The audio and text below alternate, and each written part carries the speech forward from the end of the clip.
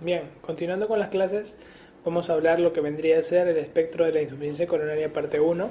Vamos a hablar de lo que vendría a ser la cardiopatía isquémica estable, antiguamente llamada angina de pecho estable. El paciente con angina viene con una clínica de una isquemia que se va a presentar de manera sintomática cuando la obstrucción es mayor del 70%. Pregunta de examen. El dolor anginoso es un dolor anginoso gradual, un dolor opresivo en el pecho, irradiado a mentón izquierdo, muñeca izquierda, con una intensidad no mayor de 15 minutos. Cuando dure más de 30 minutos, sospechen de infarto hasta demostrar lo contrario. Pregunta de examen. Dolor en el pecho más de 30 minutos, infarto hasta demostrar lo contrario. La irradiación, como les dije, característico de los cuadros coronarios a cuello, mandíbula, zona interescapular, muñeca izquierda, mentón, clásico. Otros síntomas que pueden encontrar es el diaforesis, náuseas, disnea, sobre todo la disnea siendo de mal pronóstico debido a una evolución mayor, un shock cardiogénico asociado probable. El diagnóstico, no solamente el diagnóstico es clínico, sino también tenemos la exploración física que tener en cuenta en el paciente. No todos los pacientes con dolor en el pecho se van a presentar desmayados, no, es un dolor en el pecho, el paciente tiende a mejorar con el reposo, mejora con un nitrato isosorbide sublingual, tiende a estar diaforético, sudoroso en el cuadro de dolor. Es importante en la exploración rescatar lo que son los síntomas, o sea, lo que vendría a ser lo que me dice el paciente y lo que yo voy a buscar en el paciente, los signos a la hora de observar los ruidos cardíacos, que no hay un soplo asociado, puede ser un infarto que está comenzando. Toda la evolución de todas las cardiopatías tienen que tenerlas en mente en ese momento. El paciente presenta de una manera muy inespecífica el cuadro clínico. En el electrocardiograma, como les dije, cómo se presentan las isquemias, tienen que recordar en estos pacientes, cuando ya se ha comprobado el cuadro de la isquemia en reposo, tenemos que someterlo a una prueba de esfuerzo para volver a comprobar la isquemia y documentarla y sobre todo definir qué zona del corazón probablemente esté implicada, y para ello hacemos un protocolo de isquemia en el cual lo sometemos al paciente a esta prueba de esfuerzo. Hacemos una ecocardiografía de estrés, luego de la prueba de esfuerzo positiva, pues hacemos un ecocardio de estrés para poder ver en ecocardiografía cuál es la cara que está disfuncionante. En algunos casos, cuando veamos mucho daño severo, un daño muy severo sobre todo, donde hay una motilidad muy alterada de todas las caras, queremos ver viabilidad miocárdica, le pedimos una gammagrafía para poder ver si hay tejido viable. La gammagrafía clasifica en 3 grados la viabilidad. Hablamos de una isquemia leve, cuando es menos generalmente de 5, moderada de 5 a 10 y más de 10 severa, ¿no? Hablamos de viabilidad para poder ver el grado de severidad del territorio isquémico que esté asociándose. Al final, cuando ya vemos todo el cuadro de lesión, tomamos un cateterismo, una foto, para poder ver qué lesión implicada, de qué arterias está haciendo esa alteración de la motilidad cardíaca en nuestros pacientes. Por lo tanto, en un paciente con angina de pecho estable, pasa por todas estas pruebas. Si te ponen en la pregunta de examen, paciente fumador con dolor en el pecho, nada más, ¿qué es lo primero que haces de todas estas pruebas? ¿Qué crees tú? ¿Un EKG? ¿Estudiarlos clínicamente y ver sus síntomas? No, definitivamente. Lo que tienes que hacer con este paciente es poder crear una prueba de esfuerzo, poder hacer una ergometría, una prueba de esfuerzo, poder reproducir la clínica del paciente y comprobar que el dolor en el pecho es de tipo isquémico. De esa manera, con la ergometría y la prueba de esfuerzo, nosotros vamos a poder comprobar que el cuadro que estamos estudiando en nuestro paciente es de tipo coronario. Y luego proseguir con las demás pruebas que te he explicado. La clasificación canadiense de lo que vendría a ser el dolor en el pecho anginoso lo ve en 4 grados. Acuérdate que tienes que recordar 2 clasificaciones, la del NIHA y la canadiense, para poder interpretar las limitaciones que van a tener los pacientes a la hora de poder interpretar su grado de afectación cardíaca. El diagnóstico, luego de la exploración física, nosotros vamos a pasar a usar dentro del diagnóstico el electrocardiograma, en el cual vamos a ver que en todos los pacientes casi, acá hay 50%, pero yo en la mayoría, agarro un paciente con coronariopatía, viene, le tomo un electrocardiograma, sale normal generalmente, no hay nada. Para poder comprobar que el paciente tenga una lesión coronaria, tenemos que hacerle una prueba que someta a esfuerzo ese corazón, y eso es una prueba de esfuerzo. Y secundariamente poder utilizar una ecografía, un ecoestrés que también pueda comprobar un poco la afectación coronaria y que esa afectación coronaria cómo se traduce en un daño cardíaco asociado que implique. Entonces es necesario las pruebas de diagnóstico que comprueben mi hipótesis. La ergometría es la prueba de elección, es el diagnóstico y valoración de la respuesta a tratamiento de nuestros pacientes, ayudan al pronóstico. Válida, generalmente cuando se dice que es válida, cuando tú llegas al 85% de tu frecuencia cardíaca máxima, que ésta se halla restándole la edad a 220, y esa es tu frecuencia cardíaca máxima. Si el paciente se mantiene en esa frecuencia cardíaca y luego pues se mantiene durante todo el ejercicio y no hace clínica, es poco probable que tenga una angina asociada. Va a ser positiva cuando haya un dolor asociado uno o otro, cuando haya alteraciones electrocardiográficas donde hay un ascenso o descenso del ST mayor de 1 milímetro, y cuando es negativa cuando no hay clínica o no hay alteración asociada en el electrocardiograma. El tratamiento de estos pacientes isquémicos crónicos, ya que como ellos tienen una placa estable y nada más el cuadro con el tiempo se va a ir llenando esta placa, y ahí recién cuando ya tenga generalmente más del 70% en el cateterismo, cuando tú ves el cateterismo tú lo ves así, tú dices, ¿no? Acá esto tiene más del 70% en un vaso simple. Más del 70% y hay clínica. Pero este más del 70% implica casi un 90%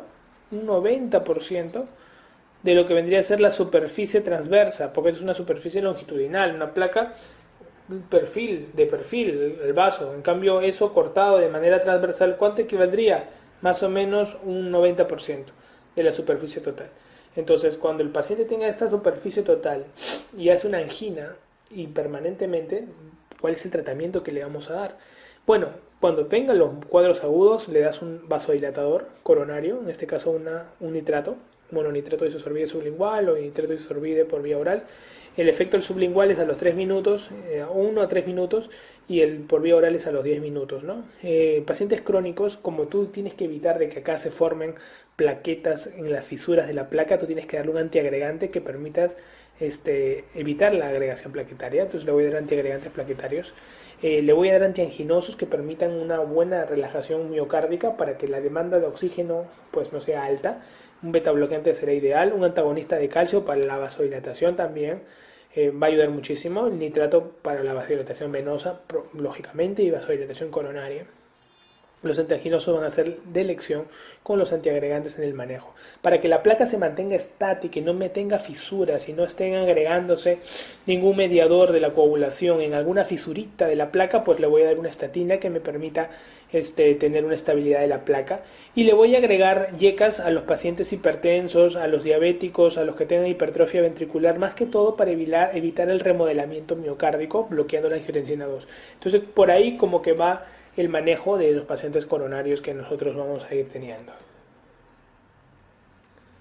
Bueno, acá están las contraindicaciones de los beta bloqueantes: EPOC avanzado, bradicardia severa, claudicación intermitente, depresión, ya hemos dicho, ¿no? Esto lo hemos manejado en farmacología.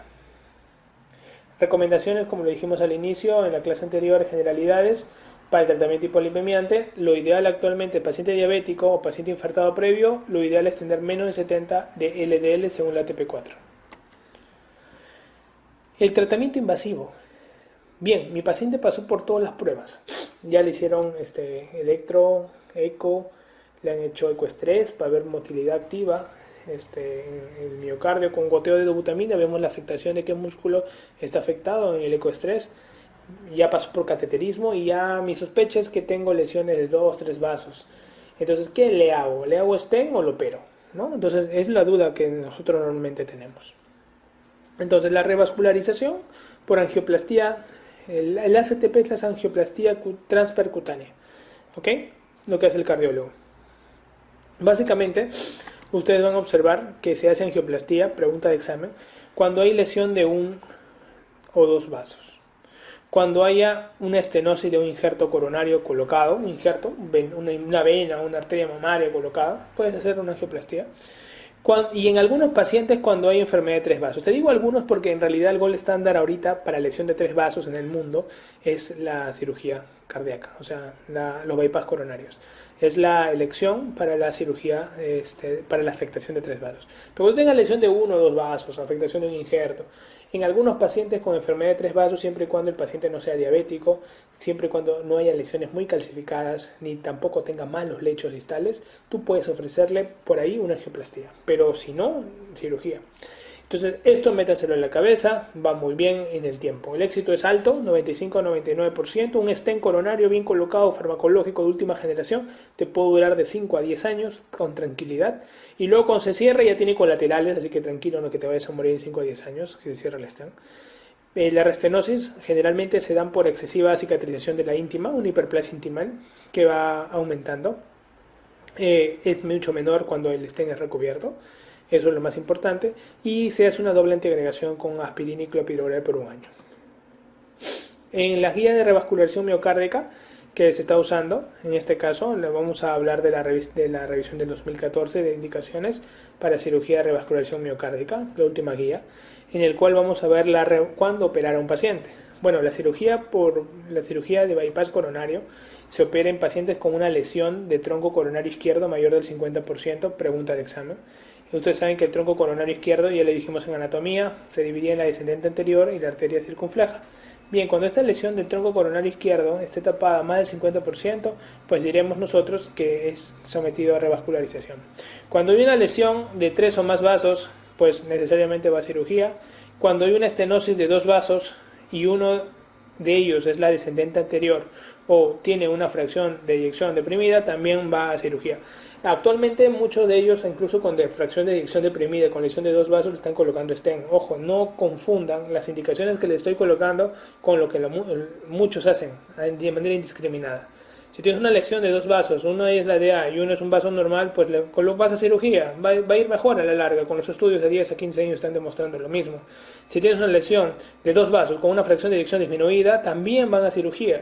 Evitar meterle stent a los pacientes con lesión porque son de 2 vasos. Le coloco stent, pero si tiene fracción de eyección disminuida a la larga, se sabe que el bypass va a ser más patente y la afectación de ese corazón va a ser mucho menor en el tiempo. También tenerlo en cuenta. Respecto a los injertos, usamos injertos ya sea por arteria mamaria izquierda, sobre todo la izquierda más que la derecha, y lo que es la vena safena interna.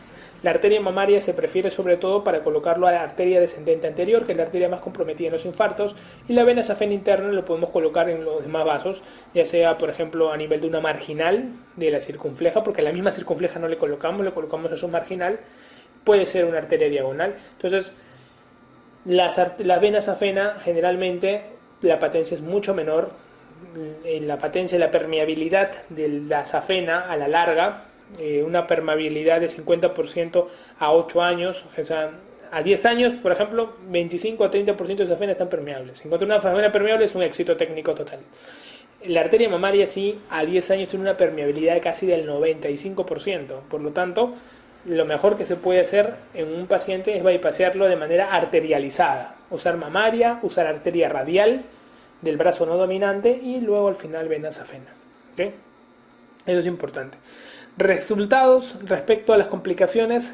Bueno, la muerte en esta cirugía es del 1 al 5%, infartos asociados del 5 al 10%, tampoco se escapa, y puede haber, este tipo de cirugía se puede hacer con corazón parado o con corazón en movimiento.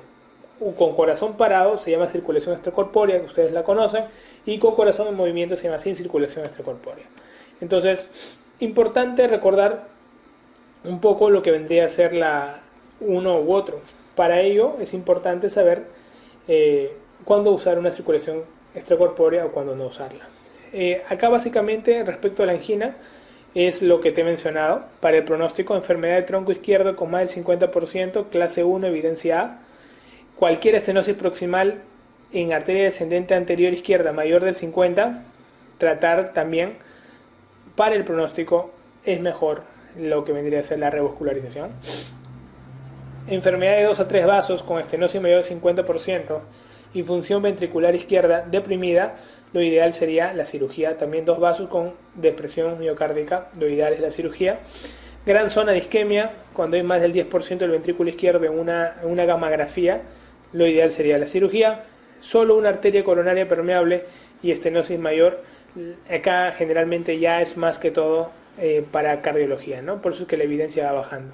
Por lo tanto, una evidencia más que todo se va a dar en tronco, con lesión mayor del 50%, cualquier estenosis proximal de la ADA con otro vaso mayor del 50% de la ADA y enfermedad de esos tres vasos con estenosis mayor del 50% y una función ventricular izquierda deprimida. Para estratificar a nuestros pacientes que van a ser sometidos a revascularización miocárdica se utiliza la escala Syntax. La escala Syntax permite estratificar a los pacientes en un riesgo bajo, intermedio y alto, y dependiendo de ello poderle ofrecer un tratamiento hemodinámico al paciente, ya que la escala Syntax lo que hace es distribuir por zonas anatómicamente cada región arterial. Acá volvemos a clasificar en torno a la clasificación Syntax el tipo de lesión, y ustedes ven que los cardiólogos con el tiempo están aumentando mucho lo que son la angioplastía desmedida de muchos casos, llegando incluso a colocar stents a pacientes con lesiones de tronco coronario. Entonces eso es característico de muchos cardiólogos avesados, pero a la vez las guías también como que le están respaldando al dándole bastante cabida, ¿no? Entonces recuerden más que todo cuáles fueron las indicaciones que les dejé de cirugía, cuáles fueron de stent para poder tener en cuenta de cara al examen. Esta es la bomba de circulación extracorpórea. La bomba de circulación extracorpórea trabaja como un corazón, pulmón, riñón. Mientras tu corazón está detenido, la sangre está pasando por aquí, la oxigenan, la limpian y vuelve a tu torrente sanguíneo, ¿ok? Por la otra cánula. Entonces, los pacientes que entran a circulación extracorpórea generalmente tienen mayor probabilidad de hacer accidentes cerebrovasculares, sobre todo tenerlo en cuenta en pacientes que ya han tenido antes accidentes cerebrovasculares, pues tratar de evitar de usar circulación extracorpórea. Hace un cierto daño renal, por lo que en pacientes que tienen problemas renal límite también evitamos la circulación extracorpórea. Por eso es que en esos dos grupos de pacientes, renales o problemas cerebrales, tratamos de hacer la circulación sin bomba, ¿no? Entonces acá hay ventajas que van a favorecer la cirugía sin bomba o la cirugía con bomba. A favor de la cirugía sin bomba, básicamente es la menor cantidad de sangrado, ¿no? Las pacientes que no entran a circulación extracorpórea, al no estar anticoagulados, tienen menor cantidad de sangrar. En cambio, los pacientes que entran a circulación extracorpórea, sobre todo las complicaciones son problemas cerebrales y a la larga problemas renales, ¿no? Que se pueden precipitar. Pero después, en muchísimos estudios, técnicamente no hay diferencia en grandes centros que operan un volumen gigante de corazones, no encuentran una diferencia muy significativa en la sobrevida, sobre todo entre hacer una u otra. Por lo tanto, a la larga, si el centro es muy bueno operando con bomba o si es muy bueno operando sin bomba, no importa, lo importante es que lo haga bien y el paciente tenga una mortalidad no mayor del 5%. Ok, acá están las diferentes indicaciones actuales en la última guía con las evidencias de revascularización miocárdica. No te olvides las 3 indicaciones de cirugía: lesión de tronco mayor del 50%, si tienes asociada una arteria descendente anterior con lesión mayor del 50%, más otro vaso, también va a cirugía. Paciente con lesión de 3 vasos va a cirugía. Pacientes diabéticos, coronarios con lesión de 3 vasos, va a cirugía. Paciente con lesiones calcificadas, malos lechos distales con 3 vasos, va a cirugía. Es diferente al manejo con stent. Estas son las 3 indicaciones que gobiernan casi todas las indicaciones generales. ¿Ok? Entonces, esto es de cara para que hayas visto un poco cómo es el manejo de revascularización miocárdica, en este caso en el paciente con angina estable. En el paciente con angina inestable también se hace el mismo modelo de esquema de tratamiento. El paciente con infarto también se hace el mismo modelo de tratamiento a la hora de hacer la revascularización y tomar las decisiones. Ya lo veremos en sus clases respectivas, pero acá en la parte de angina estable un poquito me he extendido en decirte un poco las técnicas distintas que utilizamos. No voy a ahondar muchísimo en el tema, es algo que nosotros nos dedicamos día a día, pero no es tan preguntado. Pero quiero dejarte los puntos claves como para que puedas recordar a la hora de enfrentar una pregunta técnica cuál sería la indicación, en qué casos y sobre todo qué tipo de alternativa le ofreces al paciente. Ya nos estamos viendo en la siguiente clase. Un fuerte abrazo.